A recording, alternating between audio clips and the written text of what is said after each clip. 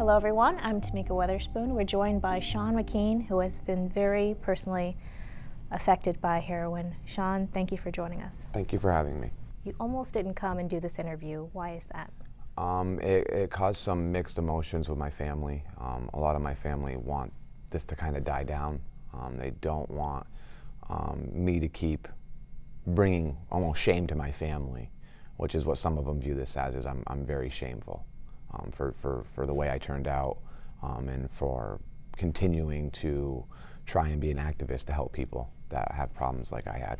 You grew up with both parents, had Yes, sort ma'am. of a happy childhood, Very happy stable environment. Very stable. I mean, family trips to Cancun, Disneyland. I never wanted for anything. I went to basketball camps, very athletic. I was afforded every opportunity that any person could ever ask for. And that didn't matter. Heroin itself is one of the most addictive drugs out there. Yes. Some people probably say the most addictive. I would say so. It literally changes the composition of the brain. Yeah. How did it change your perspective when you were on it? Now that I've gotten a little older and I've done some research and I know like how I am, it's made it so I have a very hard time being happy. I'm depressed a lot, even with being clean, for a year, even when I had the 3 years clean in the past. Just being naturally happy is very hard. You're always in like a state of depression. It does, you're right. It chemically changes the makeup of your brain to where your brain needs it to function at a normal level. It is possible to be happy without it, obviously, because I do find joy and happiness in life. It's just a lot harder for me. Even for those who do get help and those who can get clean like you, relapsing it's very common. A lot of us turn to drugs in the first place because we don't know how to deal with everyday life. We don't know how to cope. We need to learn these things, and a lot of us give up before we even have we give up. That's what happens. We give up and we say this isn't working, or I'm not going to be able to do this. And that's because our whole lives we've been told that. You're not going to be able to do this. You're nothing. You're a junkie. You're going to be like this the rest of your life. It's going to kill you, or you're going to go to prison. I mean, when you're told something every day, you start to believe it. And then you start to believe this is my future. And you almost accept it. And that's really sad that I've even accepted that before. I remember having a conversation with my father. We were both crying, and I said, "Dad, this is going to kill me. And I just need you to know that. I need you to know that I'm going to die, and this is how I'm going to die. And I'm not ever going to stop because I can't." And it was really emotional for me and my father, because his sister died from heroin addiction. He's been through this before, and thank God he stood by my side, And that's a big reason why I'm clean today is because of my parents. You're going to SUNY Plattsburgh, and I know that you're going to be graduating this fall. How did you turn your life around after, struggling with this addiction? I tried going to rehab, and my insurance denied me. Denied me. I actually had to overdose and almost die. I was really close to death for my insurance to agree to pay for 10 days of rehab.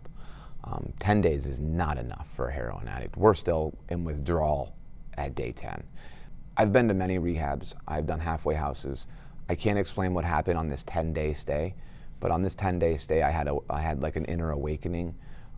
Where I just made a decision that I wasn't going to do it anymore, and that I was going to do whatever it took to not do it anymore. What would you say that this addiction took from your life? It took everything from me.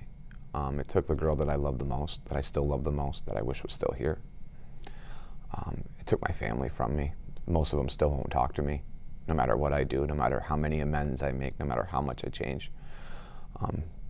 People that are very important to me think of me as very low.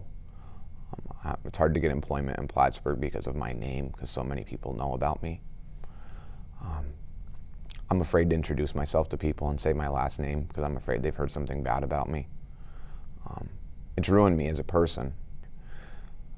I just don't feel I can stay in Plattsburgh and never achieve happiness because of being judged by people, no matter how much I change. I've stolen and that's to my own doing. I understand why some of the people can't forgive me. Some of the things I did may be unforgivable. I just try to forge ahead and do the best I can, and hope to not make the same mistake again and learn from it. What is coming out and speaking and telling your story, what does that give you? It gives me hope that maybe something will be done, that people won't have to suffer like I did, that there won't be stigma attached to it, that when people not only see me but they see other addicts, maybe they'll have sympathy for them and try to help them. and not just throw them away.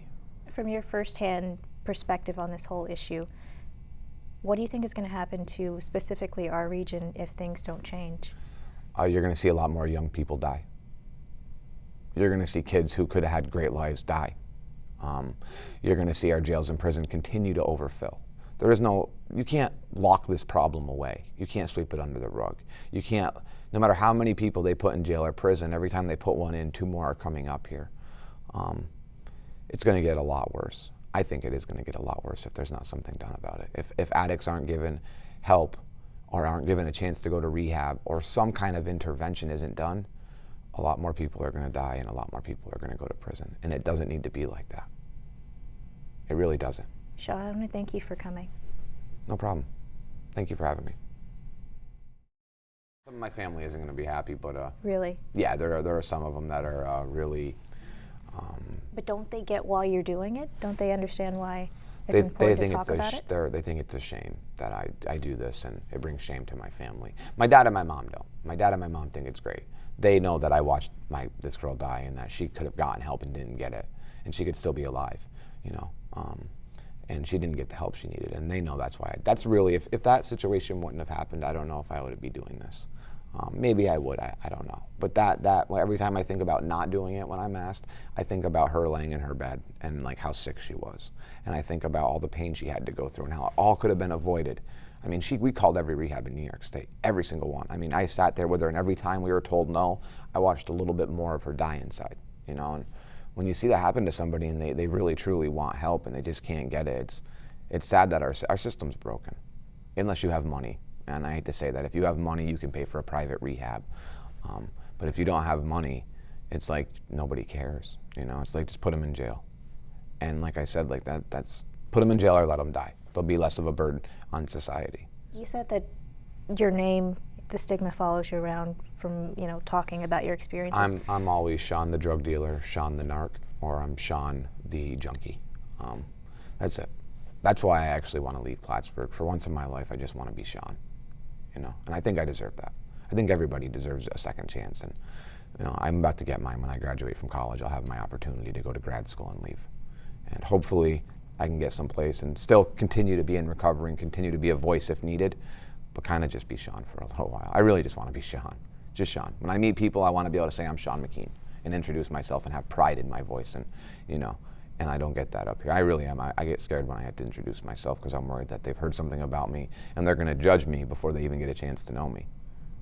What I don't understand is why anyone would not be impressed that you have come out and spoken so well, and it's such a meaningful thing to come and talk and share your story to people like this. Well, I wish everybody had that enthusiasm. I really do. It'd make a big difference. But like I said, hopefully doing things like this and making people more aware. Awareness is key. That we do change, we do get better. This isn't how we have to be. It is a small percentage. It is. A lot of people, even when they get clean, they don't, especially IV drug users. I think it's less than 10% of us will not die or end up in prison for the rest of our life. It's a very low percentage. But that one person, that's a life. That really is. People forget the value of a human life. That even addicts feel pain, we hurt, we cry, we get sad. We're just like you, except for we just have a drug addiction. I'm no different than you, except for I have a drug addiction. And sometimes people forget that, and people think that we're different, or and we're not. Like I said, it's hard to explain sometimes, the stigma that's attached to it, but you almost start believing those things about yourself. That I am a bottom feeder, I am low, I am nothing, I'm never gonna be anything, and that really hurts when your soul feels that pain, your soul feels that. And when the soul dies, it's not much longer before the body does.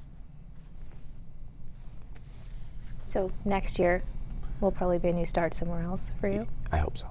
I hope as soon as I graduate to leave. As soon as I walk across that stage, my parents have been telling me, you need to go, Sean, you're special. You can do great things with your life. I'm sure you will. Yeah. Thank God for my parents, Thank God for them.